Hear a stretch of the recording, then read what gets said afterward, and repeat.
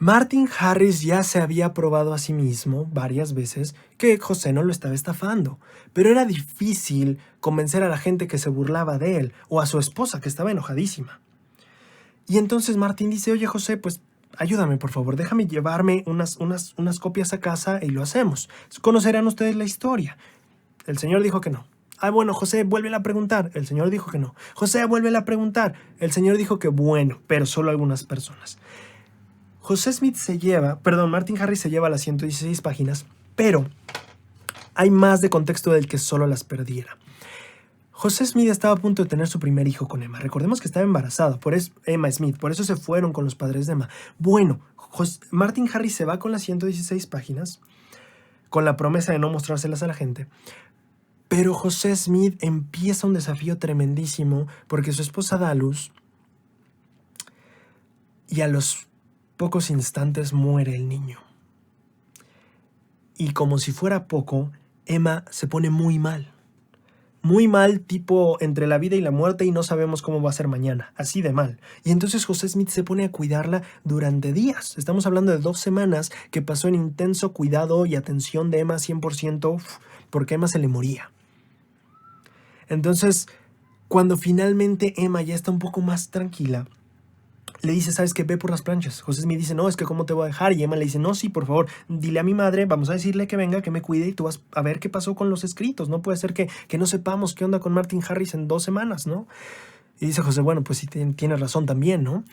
Y entonces José Smith hace el viaje a Palmira, bueno, a Manchester, a casa de sus papás, va a buscar a Harris, le dice, oye, vente a la cena y platicamos y a ver que nos ponemos al corriente. Y entonces está la cena y Martin Harris no llega y pasa 1 hora y pasan 2 horas y pasan 3 horas y pasan 4 horas y finalmente a la 4ª hora Martin Harris aparece.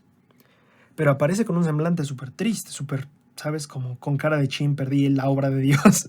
Y entonces en la cena es cuando Martin Harris dice, perdí mi alma, ¿no?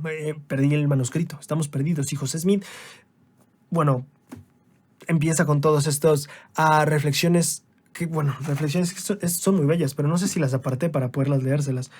José Smith empieza a preguntarse, ¿cómo voy a yo presentarme ante el Altísimo si he perdido su obra? Me encargó esta obra y la he perdido. Y quiero que recuerdes, por eso es que hablé desde el principio de lo estricto de los mandamientos y todo esto que te he ido contando. José Smith había aprendido que tenía que cuidar la obra de Dios. Ya había pasado 4 años de su vida tratando de entender eso. Bueno, pasó desde la primera visión, luego los años que esperó, luego Moroni, luego los 4 años de preparación y otra vez había caído en un error. Y entonces José Smith dice, ¿cómo me presento ante el Altísimo así? Derrotado, porque no hay otra palabra, está deshecho el profeta. Regresa a casa, a Pensilvania. Pero quiero que pienses en este contexto. Su hijo acababa de morir. Su esposa estaba entre la vida y la muerte y él acababa de perder la obra que Dios le había dado. No era el mejor día para José Smith. Definitivamente no fue de sus mejores días. ¿Cómo vives un día así?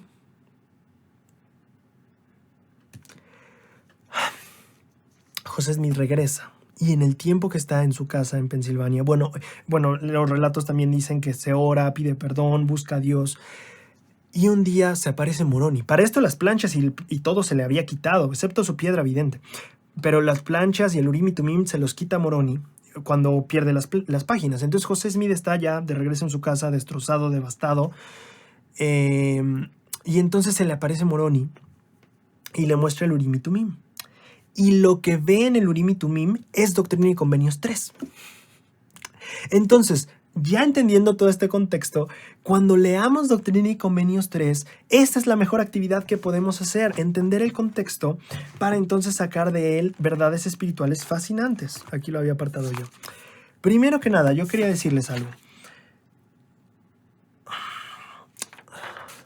Sección 3 de Doctrina y Convenios, si ya vimos todo este contexto, vimos todo lo que trabajó el profeta, todo lo que tuvieron que pasar, y entonces cae con un hijo muerto, con una esposa entre la vida y la muerte, perdiendo la obra de Dios y no sabiendo si volverá a ser digno jamás de lo que Dios quería que hiciera. entonces llega esta revelación. Doctrina y Convenios 3 es la revelación para las personas que están en dificultad, que se sienten extraviadas, pero también las personas que han caído en errores, que han pecado y que se preguntan si podrán ser dignas de Dios o dignas de las bendiciones que Dios les prometió en algún momento. No sé, pienso en tal vez una persona que llegó a divorciarse y se pregunta, oye, pues rompí en sentido de que rompí, entre comillas, este convenio, se supone que era eterno y ya no estoy, o sea, volveré a tener un matrimonio, será eterno, lo lograré. Pensemos en tal vez un misionero que lo regresaron de la misión por alguna circunstancia. ¿Volveré a ser digno de ir a la misión? ¿Me aceptará nuevamente? Pensemos en, no sé, cualquier circunstancia que seguramente tú has tenido, en la que te has equivocado y dices, volveré a tener el perdón de Dios. Bueno, Doctrina y Convenios 3 es la revelación que se le dio a José en esa precisa situación. Cuando la leas, piensa en qué escrituras te hablan a ti desde ese punto de vista. ¿Qué escrituras te pueden ayudar a ti en ese momento en el que, como José Smith, estás pero hasta abajo?